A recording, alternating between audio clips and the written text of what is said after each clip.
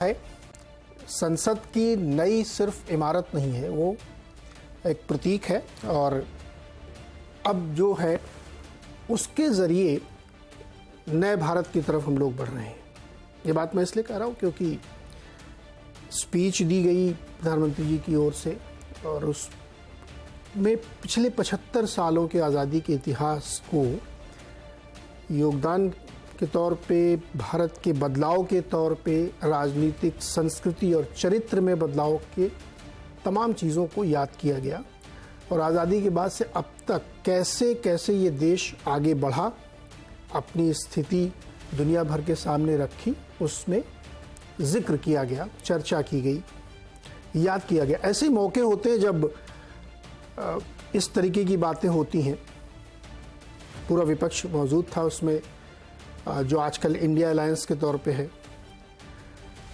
क्या आज़ादी के बाद से अब तक का जो इतिहास है उसके मूल चरित्र में, मैं राजनीतिक तौर पे बात कर रहा हूँ, बदलाव आया है? क्योंकि प्रधानमंत्री ने एक बात कही कि पंडित नेहरू प्रधानमंत्री जब पहले थे, उसके बाद से जब वो प्रधानमंत्री बने तो उनको ये विश्वास नहीं था कि एक रेलवे स्टेशन पर काम करने वाला व्यक्ति प्रधानमंत्री बन सकता है। ये बात ये उन्होंने स्वयं कहा।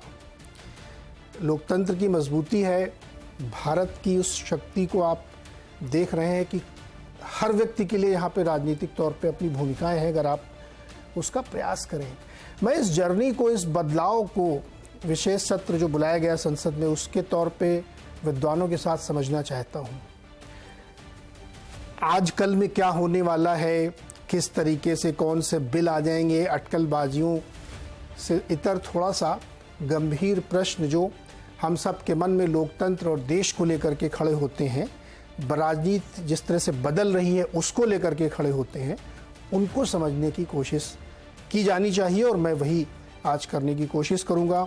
विद्वानों से समझूंगा कि क्या वाकई इस नई संसद की इमारत से एक नए भारत की परिकल्पना साकार करने के लिए सभी प्रकार के दल और नेता काम करेंगे और इसमें किस तरीके के बदलाव आ रहे हैं जिनको हमें अंगीकार स्वीकार करना चाहिए। हमारे साथ जो मेहमान है मैं आपसे परिचय करा देता हूँ। बहुत ही वरिष्ठ विद्वानों का पैनल हमारे साथ है, सब मेरे से बहुत ज़्यादा सीनियर है।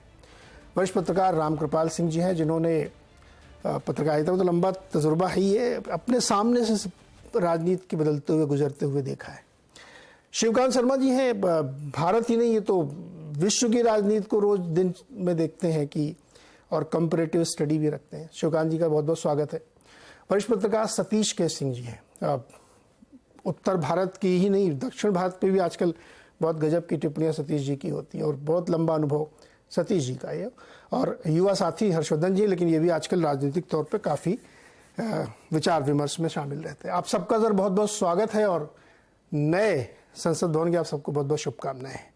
तो रामकृपाल जी आपसे शुरू करते हैं। ये जो स्थानांतरण सिर्फ एक एक्चुअली क्या, जब परिभाषा दी जाती है समय की तो बहुत स्टैंडर्ड डेफिनेशन है समय की, change of place is time. तो स्थान जब बदलता है तो वक्त को हम माप सकते हैं। तो ये जो संसद के नए भवन में हम जा रहे हैं, इसको समय के बदलाव के तौर पे देखना चाहिए। वैज्ञानिक परिभाषा तो यही कहती है कि जब स्थान परिवर्तन होता है तभी आप समय की गणना कर पाते हैं। कैसे देख रहे हैं आप इस बदलाव को? नीरज जी, मैं बदलाव जब भी होता है और मैं जब तक जिंदा हूं या कोई भी जिंदा है तब तक हम आशावादी हमें होना पड़ेगा। ये कोई चुनाव नहीं है, कंपल्सन भी है। अगर जिंदा रहना है तो आशावादी रहना है। लोग कहावत है कि जब तक सांस तब तक आस। तो मैं हमेशा एक चीज को मानता हूं कि history always goes in forward direction. और जाहिर सी बात है कि भगवत शरण उपाध्याय की एक बहुत अच्छी पंक्ति को मैं उद्धृत करता रहता हूं कि अतीत की विशेषता इसी में है को वर्तमान को जन्म दे और पर्दे के पीछे खड़ा रहे। तो वर्तमान को वो ताकत, एक दिशा निर्देश उससे मिलता रहे और वर्तमान हमेशा आगे बढ़ता है। जब से धरती आई तब से प्रगति हो रही। इसलिए किसी भी तरह के बदलाव में मैं हमेशा एक आशावादी, मेरी विचारधारा रहती है कि मैं मानता हूं कि कुछ अच्छे के लिए हो रहा है और होना चाहिए।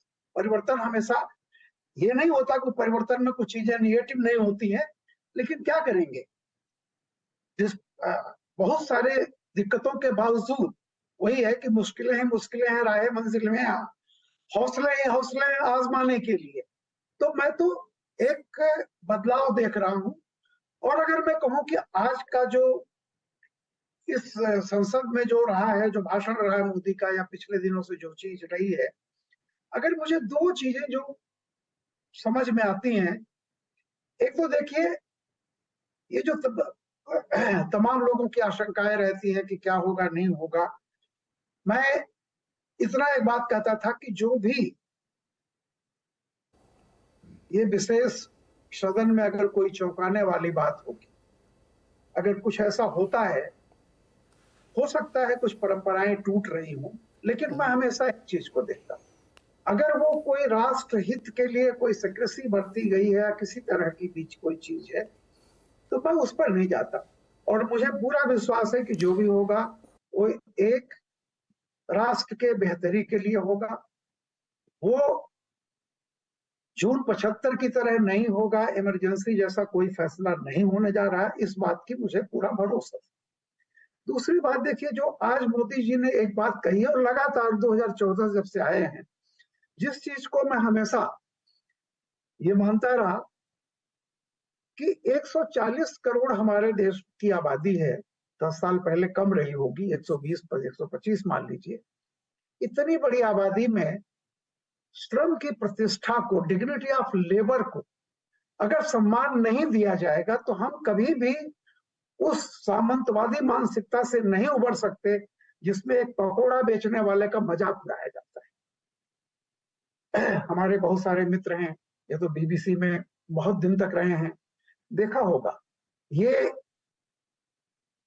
जिसको वामपंथी विचारधारा कहते हैं, ये लेफ्ट कंट्री चाहे कुछ भी हो, उनकी मैं इस मामले में इज्जत करता हूं, कि जब चाइना में एक वेटर को वहां के मैनेजर से ज्यादा तनख्वाह मिलती थी, और एक प्रतिस्पर्धा थी कि एक प्रतिष्ठित किया गया था कि फिजिकल लेबर को प्रतिष्ठा दी जाए।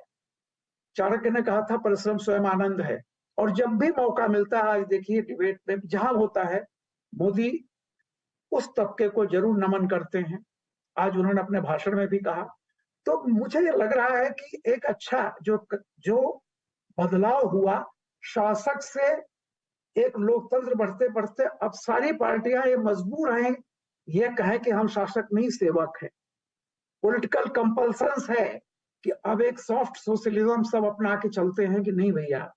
और जो जिस तरह से वी द पीपुल, यानी लोक सत्ता है, इस बात का एहसास धीरे धीरे बढ़ रहा है, इरेस्पेक्टिव ऑफ पार्टी लाइन। तो मैं तो इसको एक अच्छी चीज समझता हूँ। शासक से सेवक की यात्रा रही है 75 साल में। सेवक भले न बन पाए, लेकिन ये महसूस कर रहे हैं कि बिना जनता की सेवा किए हम सत्ता में नहीं रहेंगे। कोई भी पार्टी नहीं रह सकती सोशल वेलफेयर स्कूलों के बजाय। तो वो धीरे धीरे उधर जा रहा है। और दूसरी तरफ श्रम की प्रतिष्ठा बढ़ रही है। 10% आबादी यूरोप की भी, उससे ज्यादा एमबीए और इंजीनियर नहीं होते हैं। बाकी जिसको बेल कर्व कहते हैं, middle class, lower middle class जिसको कॉर्पोरेट कहता है, एसएससी ए, एसएससी बी, एसएससी सी, एसएससी डी। तो मेरा ये कहना है कि हमें वो चश्मा धीरे धीरे उतार देना चाहिए कि सब आप सोचेंगे कि सबको सफेद पोश नौकरी मिल जाएगी। नहीं, बढ़ई, दर्जी, ये जो काम करने वाले तमाम हैं, अब इनको इज्जत देनी पड़ेगी, इनको प्रतिष्ठा देनी पड़ेगी। इनके वोट से ही कोई लोकतंत्र चलता है। क्लासेस के वोट से म्यूनिसिपल कॉर्पोरेशन का भी इलेक्शन नहीं जीता जा सकता, मासेस से जीता जाएगा। और मुझे लगता है कि जो भी इस 5 दिन के सेशन में जो भी आएगा, निश्चित तौर पर उसका विरोध करने की मुझे लगता है गुंजाइश बहुत कम होगी। शिवकांत जी, पुराना इतिहास पढ़ना बड़ा आसान होता है, किताब उठाइए और पढ़ लीजिए क्या हुआ था उस समय, कैसे हुआ था। लेकिन समकालीन बदलाव को पीछे से कनेक्ट करते हुए अपने अनुभवों को शब्दों में ढाल देना बड़ा कठिन काम होता है। आपके लिए हो सकता है थोड़ा, मेरा ऐसा गेस है कि आसान हो, क्योंकि आप थोड़ा दूर बैठे हुए हैं। हम लोग, जो लोग ज़्यादा इन्वॉल्व हो जाते हैं, उनको फिर वो बहुत सारी चीज़ें दिखती नहीं, वो क्या निकट दृष्टि दोष हो जाता है। लेकिन जो आदमी थोड़ा दूर बैठता है ना, वो बड़ा आराम से देखता है कि चीज़ें कैसे बदल रही हैं। जैसे आप किसी शहर की सबसे ऊंची इमारत की छत पर चले जाएं, तो आप आराम से बता सकते हैं कि ट्रैफिक कैसे मूव कर रहा है। आप कैसे देख रहे हैं भारत की इस राजनीतिक दशा दिशा को बदलते हुए, स्पेसिफिकली अगर आप 2014 से ही जोड़ना चाहें तो? देखिए, एक तो आज के भाषण की तुलना अगर आप पिछला जो सदन था, उसके अंत का जो भाषण था, उससे करके देखें, तो दोनों के तेवर में आपको स्पष्ट अंतर नजर आएगा।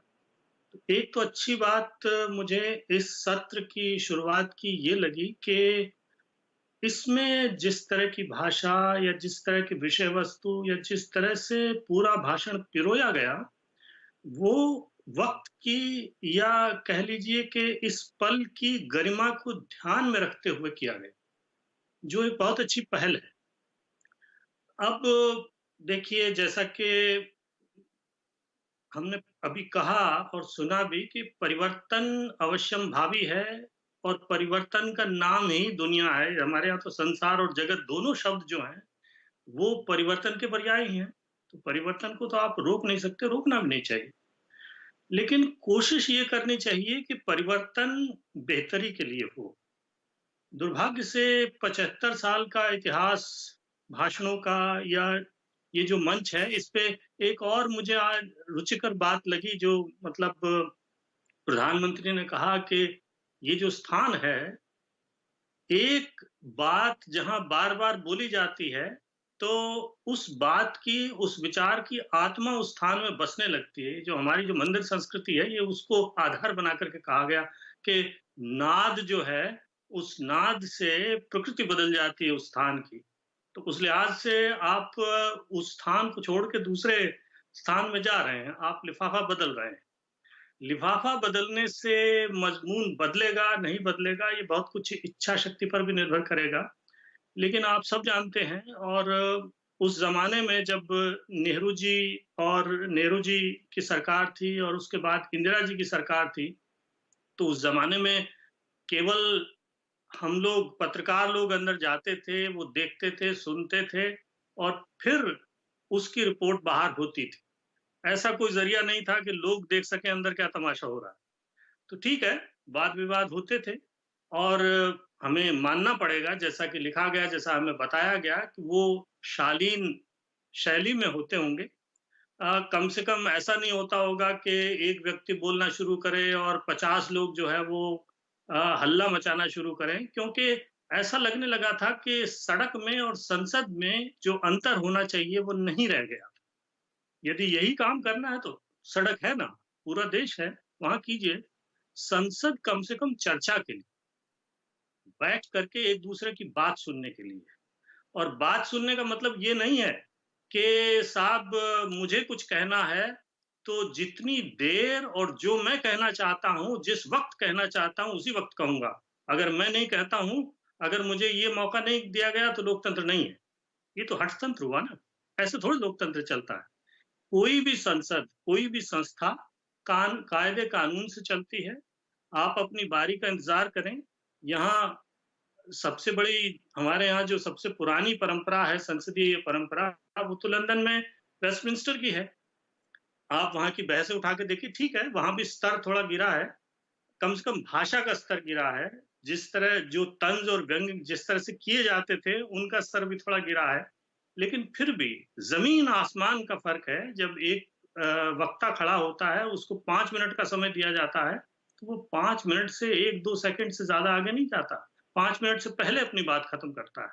उसके लिए वो जो है रात-दिन, मुझे लगता है, अभ्यास करता है। अभ्यास करके आता है, अपनी बात बोलता है, अपना तर्क रखता है। प्रधानमंत्री हर सप्ताह जब सेशन चलता है, तो उस सत्र में जवाब देने के लिए आता है। इस तरह की परंपराएँ हमारे यहाँ पहले भी नहीं थी, लेकिन ये परंपरा बिल्कुल लुप्त होती जा रही है। तो क्या ये जो नया लिफाफा आपने तैयार किया है, नया जो सदन आपने तैयार किया है, उसमें तमाम तरह की सुविधाएँ हैं। सबके पास कंप्यूटर होंगे, मुझे लगता है, मुझे मालूम नहीं है, डेटाबेस होगा सबके पास। तो अपनी बात कहने के लिए आपको बहुत ज़्यादा अब खोज रिसर्च करने की ज़रूरत नहीं है। उल्टा-सीधा बोलने की ज़रूरत नहीं है। आप अपनी बात को सोच समझ के, झाड़-पिछोड़ के प्रस्तुत कर सकते हैं। मतलब मनगढ़ंत बात न करके, झूठे आरोप न लगा के, हालाँकि संसदीय सारे अधिकार हैं, उसके तहत आप कुछ भी बोल सकते हैं।